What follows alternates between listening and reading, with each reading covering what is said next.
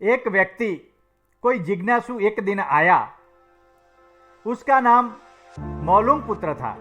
एक बड़ा ब्राह्मण विद्वान 500 शिष्यों के साथ बुद्ध के पास आया था। निश्चित ही उसके पास बहुत सारे प्रश्न थे। एक बड़े विद्वान के पास ढेर सारे प्रश्न होते ही है, समस्याएं ही समस्याएं। बुद्ध ने उसके चेहरे की तरफ देखा और कहा, मौलुंग पुत्र, एक शर्त है।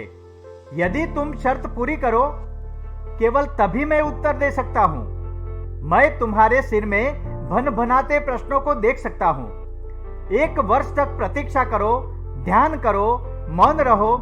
जब तुम्हारे भीतर का शोरगुल समाप्त हो जाए, जब तुम्हारी भी की बातचीत रुक जाए, तब तुम कुछ भी पूछना और मैं उत्तर दूंगा, यह मैं वचन देता हूं। मौलुंग पुत्र कुछ चिंतित हुआ।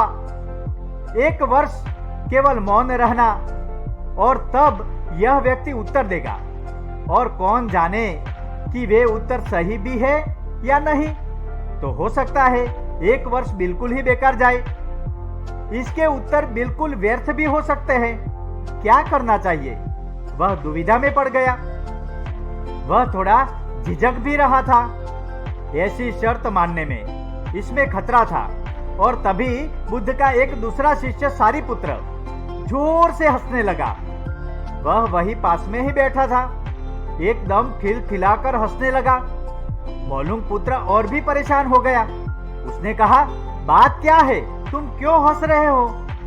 सारीपुत्र ने कहा, इनकी मत सुनना, ये बहुत धोखेबाज है। इन्होंने मुझे भी धोखा दिया।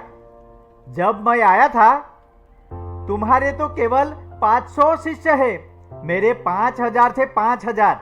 मैं बड़ा ब्राह्मण था, देश भी में मेरी ख्याति थी। इन्होंने मुझे फुसला लिया। इन्होंने कहा, साल भर प्रतीक्षा करो, मौन रहो, ध्यान करो और फिर पूछना और मैं उत्तर दूंगा। और साल भर बाद कोई प्रश्न ही नहीं बचा, तो मैंने कभी कुछ पूछा ही नहीं और इन्होंने कोई उत्तर दिया ही नहीं।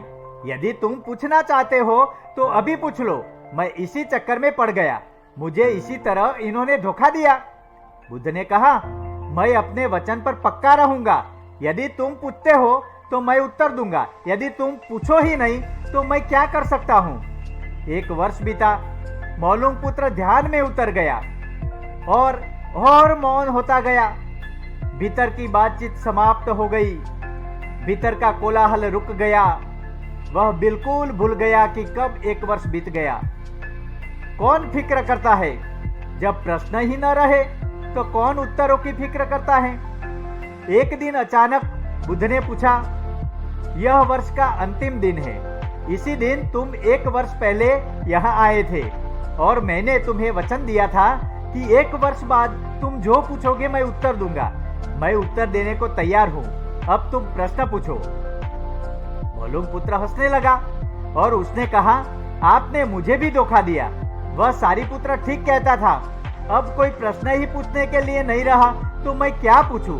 मेरे पास पूछने के लिए कुछ भी नहीं है। असल में यदि तुम सत्य नहीं हो तो समस्याएं होती है और प्रश्न होते हैं। वे तुम्हारे झूठ से पैदा होते हैं। तुम्हारे स्वप्न, तुम्हारी नींद से वे पैदा होते हैं।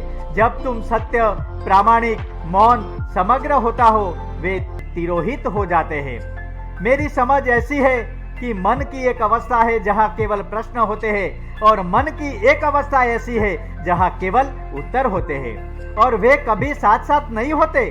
यदि तुम अभी भी पूछ रहे हो तो तुम उत्तर नहीं ग्रहण कर सकते। मैं उत्तर दे सकता हूं लेकिन तुम उसे ले नहीं सकते। यदि तुम्हारे भीतर प्रश्न उठने बंद हो गए हैं तो मुझे उत्तर देने की कोई जरूरत नहीं है। तुम्हें उत्तर मिल जाता है। किसी प्रश्न का उत्तर नहीं दिया जा सकता है।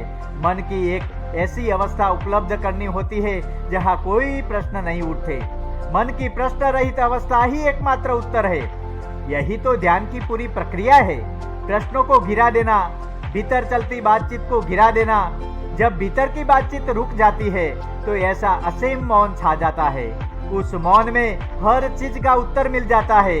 हर चीज सुलभ जाती है, शाब्दिक रूप से नहीं, अस्तित्वगत रूप में सुलझ जाती है, कहीं कोई समस्या नहीं रह जाती है। ऐसी नई कहानी सुनने के लिए समन्वय स्टोरी चैनल को सब्सक्राइब कीजिए। जय हिंद, जय भारत, धन्यवाद।